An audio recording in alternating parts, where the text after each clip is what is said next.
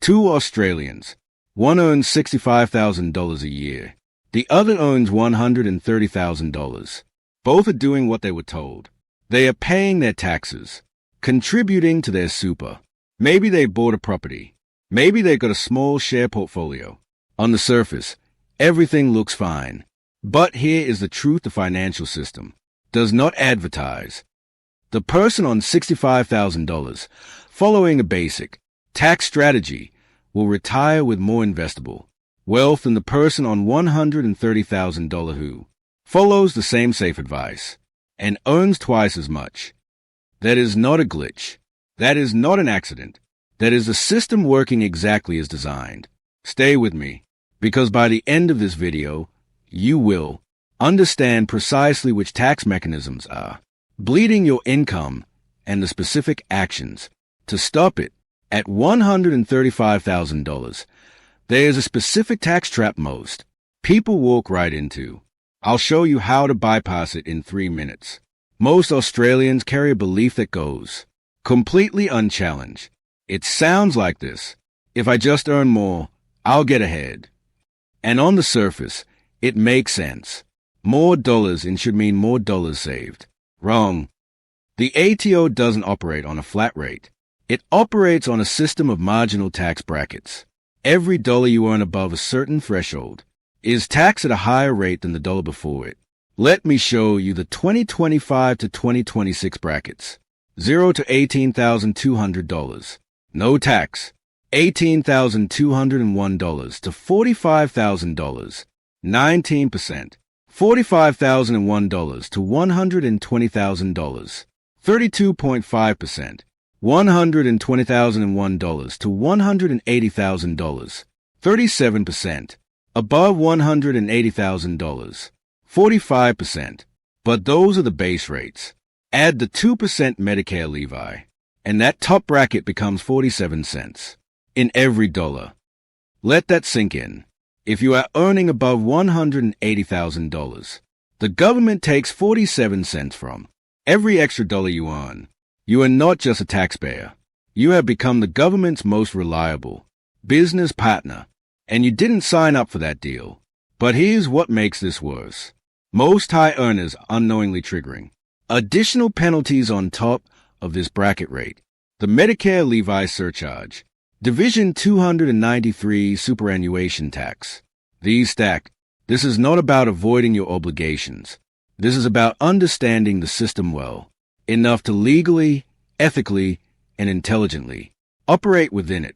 And that starts by understanding which income tier you're actually in and what mechanism is working against you right now. The 4 income tiers.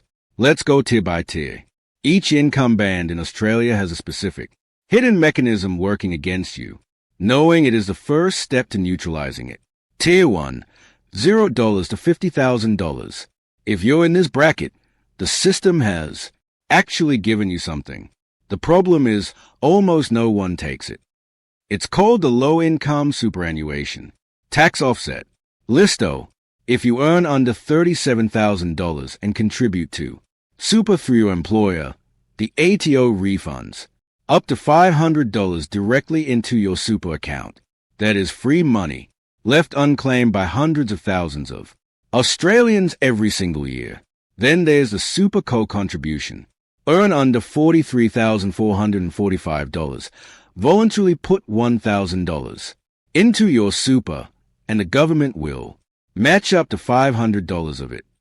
And here's the instrument almost nobody in this bracket discusses: investment bonds, also called insurance bonds. If you hold an investment bond for 10 years, any earnings are taxed at a flat 30% inside the bond. When you withdraw after 10 years, those gains are completely tax-free in your hands. No CGT, no income tax. For a low to mid-income earner starting early, this can be the single most powerful compounding vehicle available in Australia. I'll explain why high-income earners need a completely different structure for this. That's coming up in Tier 3. Tier 2, $50,000 to $100,000. This is where most working Australians sit. And this is where the most preventable wealth leakage occurs. You get a pay rise. Your lifestyle improves marginally. Your tax burden increases significantly. And no one tells you to change your strategy. The most powerful single tool in this tier is salary sacrifice into superannuation. Here are the mechanics. Instead of receiving $10,000 as salary, where it gets taxed at your marginal rate, up to 34.5%, you redirect it into your super as a concessional contribution. It enters the super environment, taxed at just 15%. The difference? Almost $2,000 per year on a single contribution. Now pair that with an offset account on your mortgage. Instead of a savings account earning interest, you'll be taxed on your money sits in an offset, reducing the interest on your home loan. No tax event. Your effective return is your mortgage rate for your long-term investment portfolio in this tier. COMSEC for ASX access, stake for U.S. equities, Perla for automated, ethical investing, give you low-cost entry, points to build a diversified base. The key is not which platform. The key is activating the 50% CGT discount. Hold any investment asset for more than 12 months, shares, ETFs, property, and the ATO only taxes 50% of your capital gain. That is not a loophole. That is by design. And most people in this tier never use it properly because they panic sell within 12 months. Tier 3, $100,000 to $150,000. This tier is where the system starts punishing success. If your income crosses $93,000 as a single or $186,000 as a family and you do not hold private hospital cover, the ATO adds the Medicare Levy Surcharge on top of your existing 2% Medicare Levy. That's an additional 1 to 1.5% of your total income. On a $120,000 salary, that's $1,200 to $1,800 a year, purely for not holding private health insurance. In many cases, a basic hospital policy costs less than the SU recharge itself. Then there's Division 293 tax. Once your combined income and super contributions exceed $250,000, the ATO applies an additional 15% tax on your concessional super contributions, doubling the rate from 15% to 30%. This doesn't eliminate the benefit of salary sacrifice. It reduces it. Your strategy above $250,000 combi. Ned must account for this. And now, the unpopular opinion, the one that I know will generate debate in the comments, and that I believe you need to hear if you're in this bracket. Negative gearing might be a trap. Negative gearing is sold in Australia as the smart investor's move, and for some, in some decades, it has been. But here is the structural problem. Negative gearing requires you to run a loss. Your investment is costing you more than it owns. You are betting entirely on capital appreciation, and the tax deduction you receive is on a loss you are actually experiencing. You are paying for deduction, real money, every month, in a flat or declining property market, which multiple Australian capital cities are navigating right now. That strategy can trap earners in a cycle of cash flow deficit with no growth upside. To justify it, the deduction reduces your tax bill. It does not create wealth. An investment that is cash flow positive, compounding, with a 50% CGT discount applied, may outperform negative gearing over a 10-year horizon for this income tier. This is not a universal statement. It is a challenge to your assumptions. If you are negatively geared, stress test your numbers. Run both scenarios. Do not assume the tax deduction justifies a consistently loss-making asset.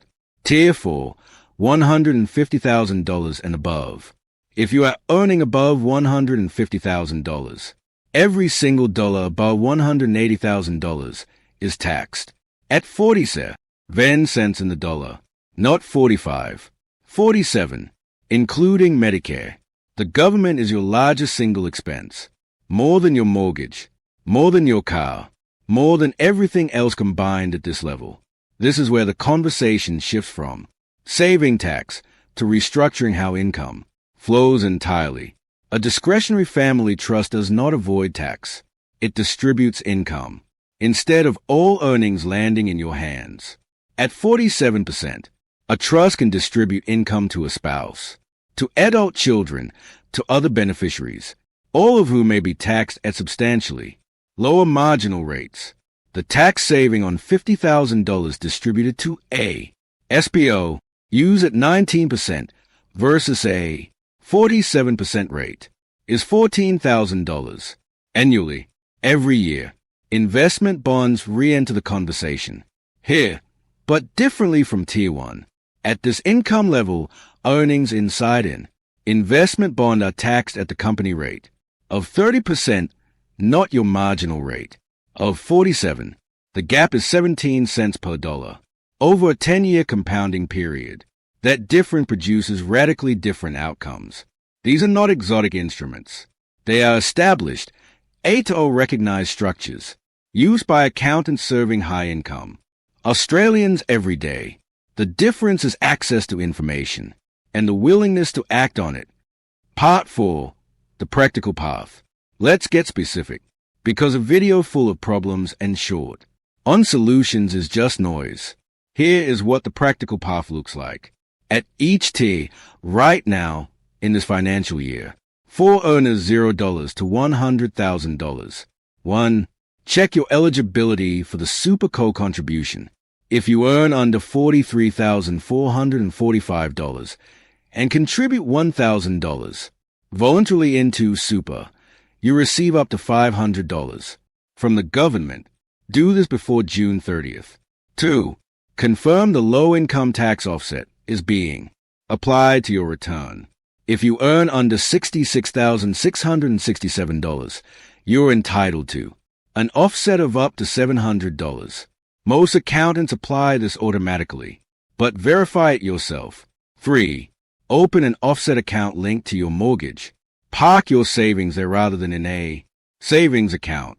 The interest saving equals a risk-free, tax-free return. 4.